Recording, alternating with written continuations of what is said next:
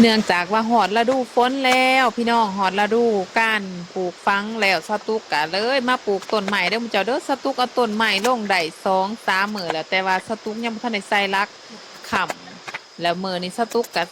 มาอีกมุเจ้ามาสวนอีกมาจอบอีกแล้วสตุกกะมาเล้าใหม่เพื่อสิไปเฮ็ดรักค่ำรักกันนั้นมัดกกใหม่ใส่เพราะว่ากกใหม่สตุกมันใหญ่เนาะสตุกเอามาปลูกเป็นต้นใหม่ค่อนข้างใหญ่แล้วเพิ่นก็